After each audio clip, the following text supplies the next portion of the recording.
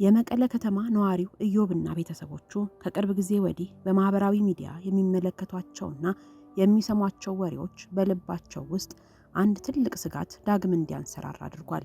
ዳግም ጦርነት ሊጀመር ይችላል የሚለው ስጋት በቤታቸው ውስጥ ጥላውን አጥልቷል። ስጋታቸውን ይበልጥ ያገነነው ከጥቂት ሳምንታት በፊት ወላጅ አባታቸው ለሕክምና ክትትል ወደ አዲስ አበባ ካቀኑ በኋላ ለመመለስ በሚሰናዱበት ወቅት ያጋጠማቸው ነገር ነው። በወቅቱ ከኢትዮጵያ አየር መንገድ የተላከ አጭር የጽሑፍ መልእክት አባታቸውን ይዞ ወደ መቀሌ የሚመጣው በረራ መሰረዙን የገለጸ ነበር። የአየር በረራው መሰረዝ የጉዞ ቀናትን ከማስተጓጎል ባለፈ አባት ከ3 ዓመት በፊት የነበረው ጦርነት ልጆቼን ይበላብኛል በሚል በጭንቀት ያሳለፏቸውን አስከፊ ቀናት መልሶ አምጥቶባቸዋል። ለቀናት የተቋረጠው በረራ መጀመሩ በተሰማ ማግስት አባት አዲስ አበባ ላይ አንድም ቀን ሳያድሩ ቤተሰቦቻቸው ወዳሉበት ከተማ አቀኑ። ካንዣበበው የጦርነት ደመና ልጆቻቸውን ለማስመለጥ ለምክክር እንኳ ጊዜ ማባከን ያልፈለጉት አባት በመቀለ ከተማ ያሉትን ሰብስበው ሳይዘገዩ ትኬት እንዲቆርጡ ትዕዛዝ ሰጡ። መቼ ከዚያ እንደምንወጣ አናውቅም እንጂ እዚያ እንደማንቆይ እናውቅ ነበር ይላል ኢዮብ የዚያን ዕለት የአባቱን ሁኔታ ሲያስታውስ። የኢዮብ አባት ስጋት ልጆቼ ለውትድርና ሊወሰዱብኝ ይችላሉ የሚል ነው። እናም የአባታቸውን ትዕዛዝ በመቀበል ኢዮብን ጨምሮ 3 ወንድማማቾች ባለፈው ሳምንት ሐሙስ የካቲት 5 2018 ወደ አዲስ አበባ ለመጓዝ የአየር ትኬት ለመቁረጥ ወሰኑ።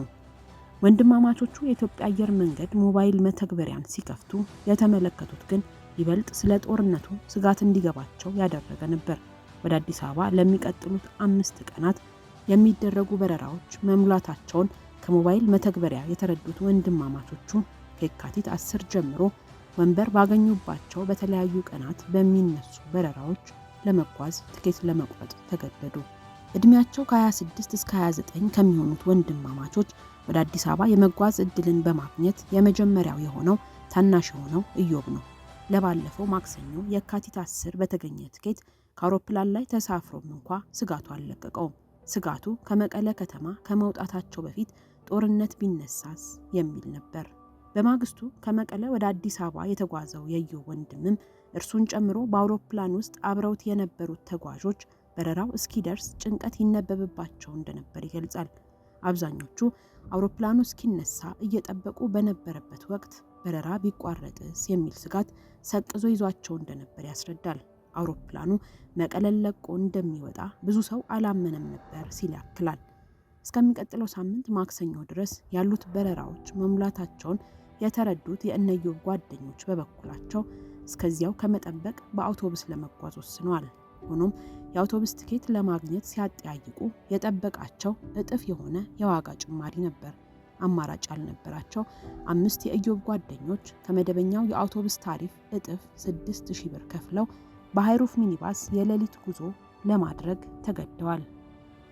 ኢዮብ አንደኛ ወንድሙና ጓደኞቹ ወደ አዲስ አበባ በሰላም በመግባታቸው ደስተኛ ቢሆንም ከነገ በስቲያ እሁድ በአውሮፕላን ለመምጣት እየተዘጋጀ ያለውን ታላቅ ወንድማቸውን እስኪቀበሉት ግን አሁንም ስጋት እንደተጫነው ነው።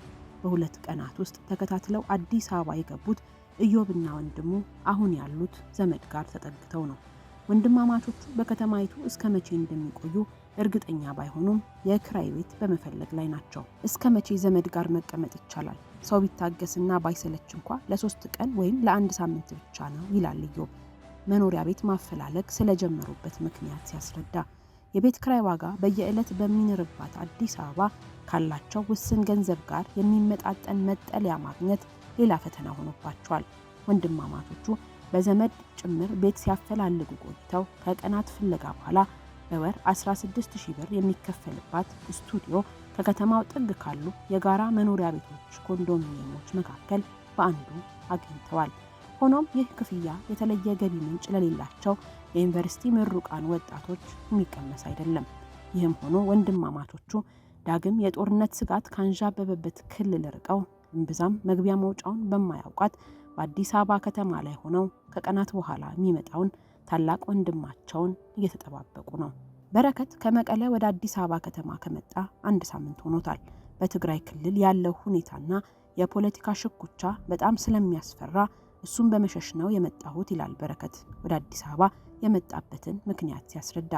ከዚህ ቀደም የነበረው ጦርነት ባስከተለው ችግር ላይ ሌላ ችግር ተደራርቦ ማየት ስለማንፈልግ የበፊቱንም ስለምናውቅ ነው የሸሸነው ሲል ምክንያቱን ያጠናክራል።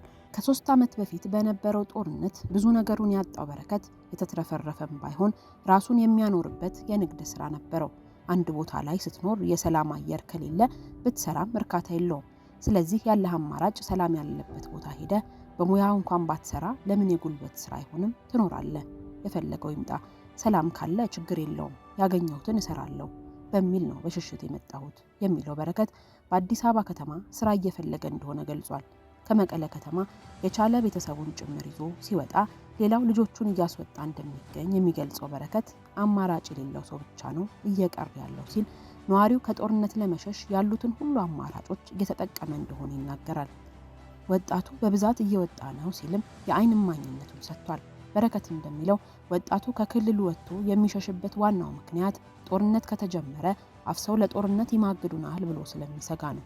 ቤተሰብ ትንንሽ ልጆችን ጭምር የዚያ ሰለባ እንዳይሆኑ በሚል ስጋት እያስወጣ ነው። ቅድም ራሱ ልጆቿን እንዳለ ወዲህ እየላከች እንደሆነ ልትነግረኝ የደወለችልኝ ልጅ አለች። ኤሌመንተሪ ነው የሚማሩት። እኛ የሚገጥመንን ነገር መጋፈጥ እንችላለን፣ ልጆቼን ግን እየላኩ ነው ያለችኝ ነበር በማለት ስላለው ስጋት ያብራራል። ከመቀለ በአውቶቡስ የመጣው በረከት የትራንስፖርት ነገር አስቸጋሪ እንደሆነ ተናግሯል። መደበኛው የአውቶቡስ ታሪፍ 3000 ብር ገደማ ቢሆንም በዚህ ዋጋ ትኬት ማግኘት ግን ብዙም የማይታሰብ ነው ይላል። እርሱ ትኬት ለሚሸጡት የሻይ ቡና ሰጥቶ በታሪፍ ትኬት ማግኘቱን እንደ እድለኛነት ቆጥሮታል። ትኬት አለቀ ትባላለህ፣ ነገር ግን ውጭ ላይ ነው ትኬት የሚሸጠው። በየመንገዱ አለ፣ ግን ውድ ነው። አንተም ያው ቶሎ መውጣት አለብኝ ብለህ ስለምታስብ መስዋዕትነት ትከፍላለህ። መደበኛው 3010 ብር ነው። ውጭ ላይ 5000፣ 8000 ከ15 እስከ 30 ሺህ ይሸጣል። በብዛት ትንንሽ መኪኖች ናቸው እስከ 30 ሺህ የሚጠይቁ። ሁኔታውን እያዩ ይጠቀሙብሃል። ከኔ ጋር የመጡ 8000 እና 15000 የቆረጡ አሉ ሲል በረከት በጉዞ የታዘበውን ያጋራል። ነዋሪነቱ በመቀለ ከተማ የሆነ ጋዜጠኛ በትግራይ ክልል ዳግም ጦርነት ሊቀሰቀስ ነው የሚለውን ስጋት ተከትሎ ሰዎች በብዛት እየወጡ መሆኑን ለኢትዮጵያ ኢንሳይደር አረጋግጧል። ከክልሉ ወደ አዲስ አበባ የሚደረጉ የአየርም የየብስም ትራንስፖርት አማራጮች በጣም ቢዚ ናቸው ያለው ጋዜጠኛው በአውሮፕላንም በባስም ብዙ ሰው እየወጣ ነው ሲል ያለውን ሁኔታ ያስረዳል። ለኢትዮጵያ ኢንሳይደር ቃላቸውን እንደሰጡት የመቀለ ከተማ ነዋሪዎች ሁሉ ጦርነትን በመስጋት ከትግራይ ክልል በብዛት እየወጡ ያሉት ወጣቶች ስለመሆናቸው ይናገራል። በፍጥነት መውጣት የሚፈልጉ ወጣቶች በክልሉ የአውሮፕላን ትኬት ለማግኘት ቀናትን ላለመጠበቅ ሲሉ ወደ አፋር ክልል ሰመራ በመኪና ሄደው ከዚያ በአውሮፕላን ይጓዛሉ ይላል ጋዜጠኛው። አውቶቡስም እንደ ልብ እንደማይገኝና ትኬት ቆርጦ ለመሄድ ቀናትን ሊያስጠብቅ እንደሚችል የሚናገረው ጋዜጠኛው በዚህ ምክንያት በመለስተኛ ተሽከርካሪዎች አቆራርጠው ወደ አፋር የሚገቡ ወጣቶች እንዳሉ ይገልጻል። ወጣቶቹ ትምህርትም ጭምር አቋርጠው ነው እየወጡ ያሉት ሲልም የሁለተኛ ደረጃና የዩኒቨርሲቲ ተማሪዎች ጭምር ከክልሉ እየሸሹ መሆኑን ያብራራል። ዩኒቨርሲቲ የሚማር ወንድም እንዳለው የሚገልጸው ጋዜጠኛው ቤተሰባቸው ትምህርቱን አቋርጦ ወደ አዲስ አበባ እንዲሄድ እየወተወቱት እንደሆነ በግል የገጠመውን አካፍሏል። ትንሽ ሁኔታውን የሚያውና ካልሆነ ይሄዳል ብዬ ነው ያረጋጋኋቸው ሲልም ቤተሰቡ በጭንቀት ላይ እንደሆነ ያክላል። በትግራይ ክልል ስላለው የጦርነት ስጋት ጋዜጠኛው ሲያስረዳ የኢትዮጵያ ሰራዊት ተጠግቷል። በትግራይ በኩልም ዝግጅቶች አሉ።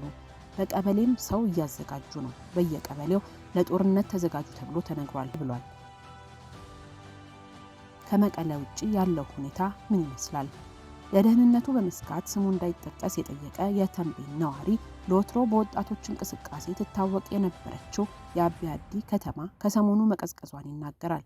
በአሁኑ ወቅት በመዝናኛ ቤቶችና በቤተክርስቲያኖች ውስጥ ወጣቶችን ማየት አይቻልም የሚለው ነዋሪው ወጣቶች ከአካባቢው እየወጡ ስለመሆናቸው ይገልጻል። የአካባቢው ወጣቶች አቅም ያለው ወደ አረብ ሀገር፣ ሌላው አዲስ አበባን ጨምሮ ወደ መሀል ሀገር በመፈናቀል ላይ ናቸው ይላል ነዋሪው።